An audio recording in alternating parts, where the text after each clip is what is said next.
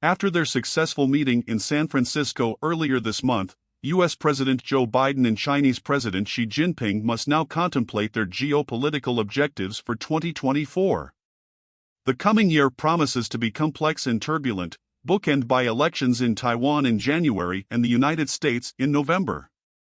At their meeting, the two leaders hammered out a low-level truce to halt the slide in bilateral relations, at least for now. In Washington, many observers are convinced Biden has more reasons to be pleased than Xi Jinping. The U.S. side won commitments on issues such as restrictions on Chinese fentanyl exports and the reopening of previously shuttered military-to-military talks. Xi Jinping, by contrast, seemed to have arrived weakened by China's domestic problems and poor economic outlook. At first glance, Beijing won little in the way of concessions. But if the United States did so well out of the summit, why was China so happy? That Beijing was pleased should be clear from how Chinese media covered the meeting. State-controlled outlets trumpeted a new San Francisco vision. The summit was strategically significant and far-reaching and left a unique and profound mark in the history of China-US relations, as the Global Times put it.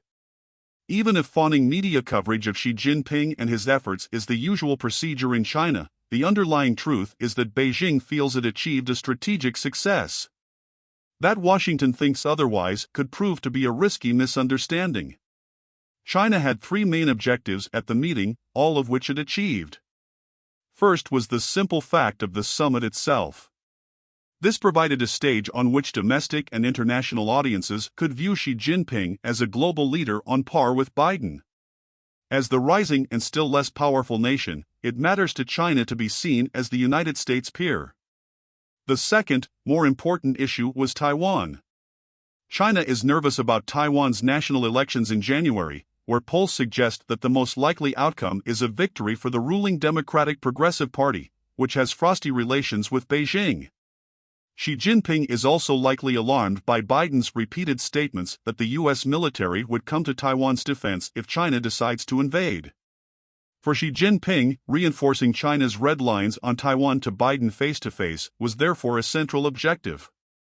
And while Biden ruffled Chinese feathers in San Francisco by calling Xi Jinping a dictator, he crucially did not repeat his promise to defend Taiwan.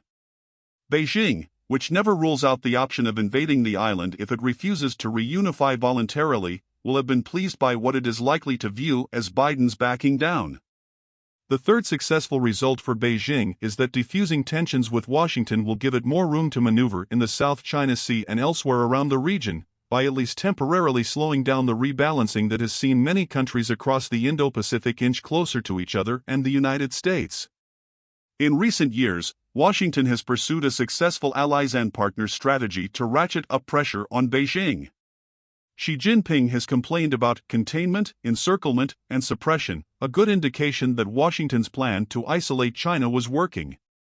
The decision of countries like the Philippines to move closer to the United States is in large part a response to repeated aggressive behavior from China.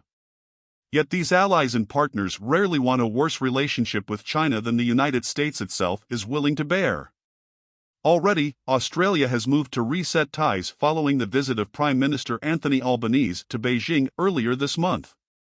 China will soon hold a summit meeting with Japan and South Korea, potentially calming things in Northeast Asia, too. For Beijing, a temporary truce with Washington therefore provides the strategic benefit of reducing pressure across much of the rest of the region. This will allow it to focus on other objectives next year. This will include continuing to put pressure on the Philippines in the South China Sea, for instance, following recent clashes over Second Thomas Shoal. It will also include pushing for Chinese membership in the 11-nation Comprehensive and Progressive Agreement for Trans-Pacific Partnership Trade Pact, a move that some existing members, like Australia and Japan, have previously wanted to avoid. More generally, China will seek to expand the influence of its own plans to develop deeper bilateral ties around Asia, including by expanding its Global Security Initiative and other mechanisms. Seen next to his successes, Xi Jinping likely cared less about the economic dimensions of the U.S.-Chinese relationship than Western observers seem to think. China's struggling economy made it appear as if Xi Jinping somehow had to come, cap in hand, to seek U.S. investment. Yet this makes little sense, A few new deals with U.S. blue chips for foreign direct investment, if they ever occur, will hardly be material to China's future. Indeed, Xi Jinping has been preparing for a world in which the United States invests much less in China. Rather, Xi Jinping's main aim is to stop and reverse damaging embargoes that limit China's access to advanced Western technology and enlisting corporate America to pressure Washington to achieve this end. This also explains why Beijing backed vague new government talks on artificial intelligence, which it also hopes might stave off more restrictions on its ability to acquire the semiconductors needed to run big AI models. Restarting military-to-military talks, which China shut down after then-House Speaker Nancy Pelosi's visit to Taiwan last year, was more of a concession to the United States. Biden's team wanted to reopen the communications channel, in part to manage possible accidents in the South China Sea or elsewhere. China's view is that such de-escalation mechanisms could give legitimacy to U.S. military activities in what Beijing considers its exclusive sphere of influence. But ultimately, Beijing decided that there was little harm in restarting such contacts, which are unlikely to constrain China's assertive behavior. Only days after the summit, the Australian government asserted that a Chinese warship had injured several Australian divers with sonar pulses inside Japan's exclusive economic zone. In an actual crisis, low-level hotlines and working groups are unlikely to be much use. Without being too cynical about it, one benefit of reopening these channels for China is that Beijing can easily cancel them again whenever it needs to signal displeasure at Washington. With both sides pleased by the summit, it is of course possible that San Francisco provided a rare win-win outcome, to use the hackneyed diplomat speak employed by China's leaders. More likely, the satisfaction on both sides reflects different objectives and negotiating strategies.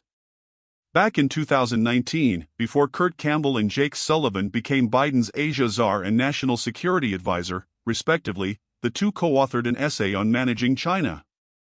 The United States, they argued, is often mistaken when it thinks China will respond to friendly overtures. Instead, a wise strategy would lead with competition to build leverage and extract concessions. This is just what the Biden administration has done. It has pressured China by working closely with its friends around the region. Chinese concessions, such as reopened military communication channels and fentanyl working groups, are the result. China is playing a different game. It wants to be seen as an equal great power.